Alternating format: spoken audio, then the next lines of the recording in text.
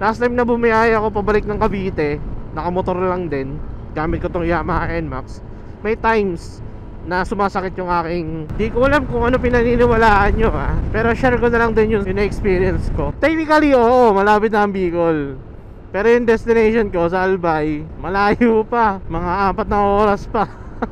Hindi ko kaya magtuloy-tuloy ng biyahe ng hindi nagpapahinga. Ang sakit ng kamay ko, masyadong matagtag ngayon. Tsaka kailangan ko magbagal kasi masakit siya sa kamay nakakasabi ko lang. Mags, kamusta? May bengkong ba?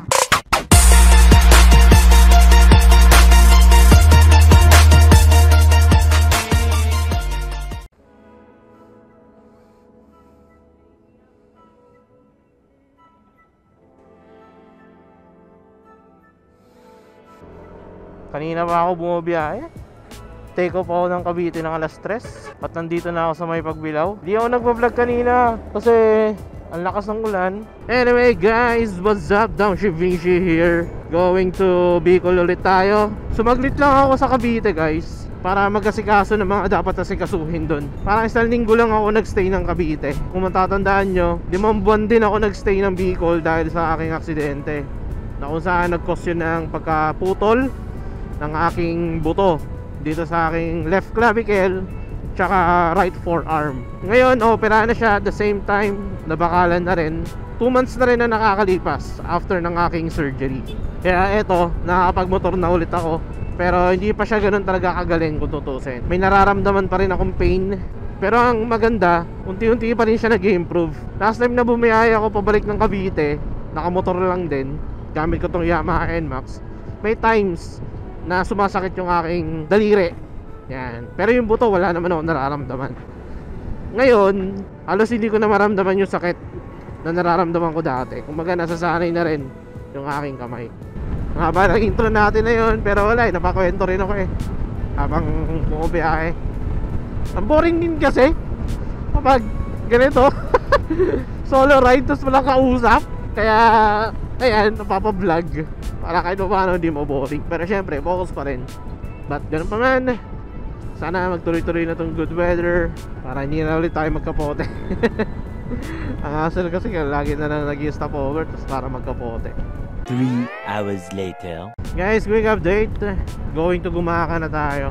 May gusto lang ako i-share. Di ko alam kung ano pinaniniwalaan nyo pero share ko na lang din yung experience ko. Wala lang akong footage kasi sabi ko nga kanina, focus lang ako sa biyahe. Pero dalawang beses ako muntik na ma-aksidente. Nung una sa may bandang Atimonan, may isang kotse na biglang kumabig para mag-overtake. Pangalawa naman sa aso. Pagkalabas ko ng kurbada, may aso naglalakad, mabagal maglakad na aso. Syempre, gulat ako, blind spot.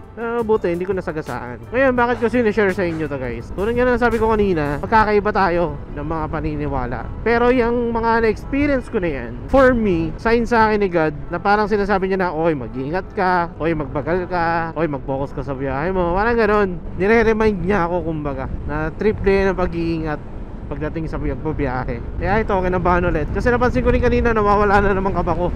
Nagiging na naman ako, confident na naman ako. Nung na-experience ko yung kanina, namuntik na ako, gentle reminder sa akin ni God na mag-ingat ako or magdoble ingat ako or yun nga. Kasi hindi lang yan yung pangyayari, marami ng beses na experience ko yan, yung ganyan, yung mga muntik na ganyan. Kaya once na nakaka-feel na ako or nakaka-experience na ako ng mga ganyan, ng mga near miss, ng mga muntik na masemplang ganyan, nagmamarahan na ako. Yan yung way ni God to remind me na magbagal at mag-ingat. Tsaka yung instinct din pala, yan. Yung tipong bigla-bigla mo na lang maiisip na, uy, baka may something ganito, may something ganyan, yung gano'n. Kaya pagkatiwalaan nyo rin yan guys. Kasi dati may na-experience akong ganyan. Nung naka-feel ako na parang something sa mga susunod na dadaanan ko, parang gano'n. Kaya ginawa ko, nagbagal ako. Tapos, ayun nga, hindi ko na matandaan kung ano yun, pero parang aso yata. Parang may asong nakaharang, parang gano'n. Hindi ko na matandaan basta sa Ternate ko yung experience. Kayo ba? May mga ganyan din ba kayo? Like, ayan, may mga near miss kayo, anong ginagawa nyo pag may mga muntika na kayo, or anong take nyo sa mga ganun.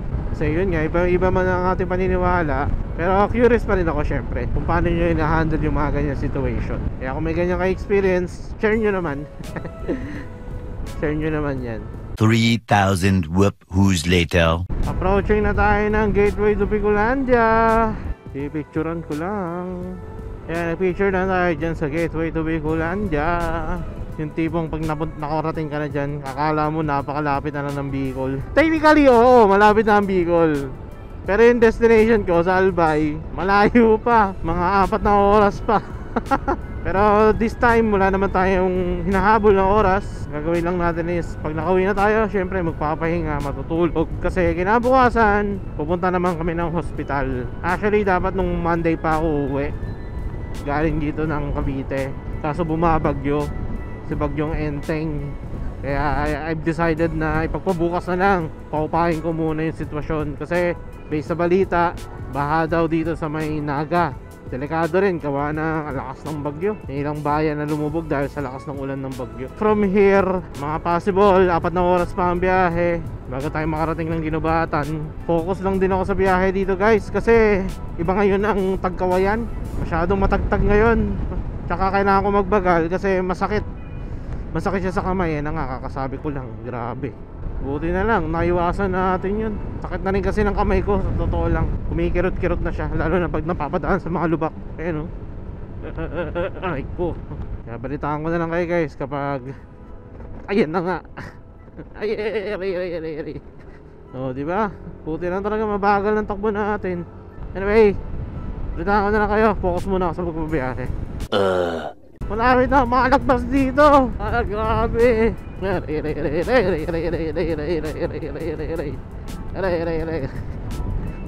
Mas worse ngayon ang tagtag. Ang sakit ng kamay ko. Teka, baka magpahinga muna ako. Pahingin ko muna tong kamay ko. Grabe, sakit. Tanggalin ko lang yung sakit guys. Ibang klase. Hindi ko kaya magtuloy-tuloy ng biyahe ng ano, hindi nagpapahinga.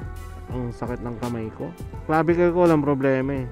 Tsaka pag nagtothrottle din kasi ako, hindi ko pa siya yung mapihit ng maayos. Mapihit ko siya pero parang kailangan ko bitawan yung throttle para makapihit pa ulit. Parang gano'n. Kaya tulad niya, nakagantong position. Tothrottle ko okay. Pero kung gusto ko pa itodo, pipitawan ko tapos itothrottle ko pang gano'n. Hindi ko kaya habang nakaganyan, ibababa ko pa. Ayun hindi ko kaya. Ganyan lang siya.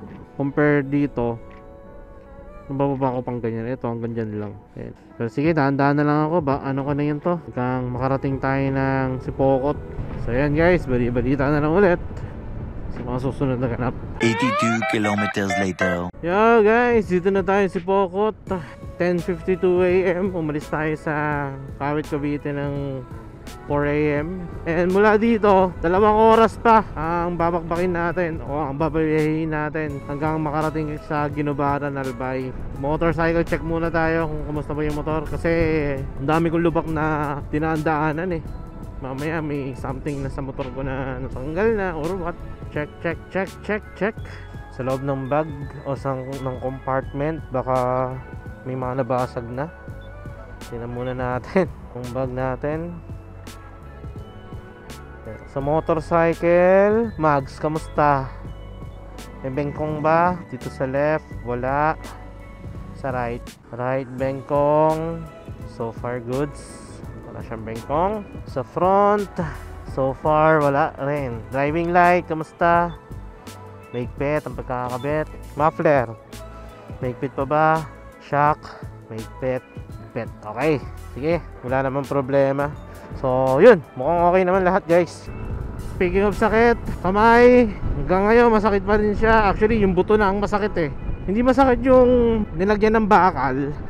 Ang masakit sa akin yung parang buto ko na nakalabas. Kasi every time na nagtothrottle ako, parang may pumipigil, iipit, parang ganun. Talire, masakit pa rin. Hindi naman siya ganun kasakit na tipong hindi ko kinakaya kumbaga.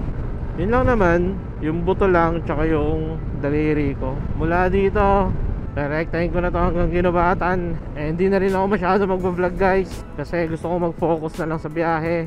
Baka kasi may makasalubong na naman tayong rider na nagka-counterflow. So at least makapag-focus ako. Balitaan ko na lang kayo kapag nasa may Ginubatan na tayo, okay? So much later that the old narrator got tired of waiting and they had to hire a new one.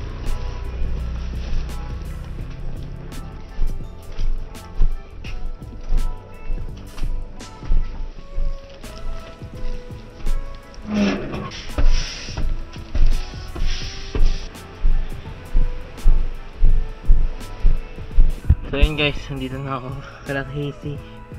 Grabe. Napagod ako magtanggal ng kapote. Tanggal suit ng kapote. So far, good experience. Mas nag-focus tayo sa biyahe kaysa mag-vlog. Body check. Clavicle, walang problema. Okay pa rin siya. Pero kapag nalulubak na malalim yan, medyo kumikirot. Itong right forearm and right arm ko, hand, ganyan. Ayun, masakit pa rin yung daliri. Hanggang ngayon. Kasi ito yung sinasabi ko sa inyo yung buto. Ayun. Parang nakalabas siya. So kada throttle ko masakit, and then at the same time kapag nalulubak din and matagtag ng kalsada, yun, sakit din siya sa kamay. But gano'n pa man, solid experience. Dito na ako kala Casey. And si Casey yung baho daw ng pa ako. Miss you guys, love you. Love you too, I miss you too. Basta mabaho pa. Y'all know real. I say peace out.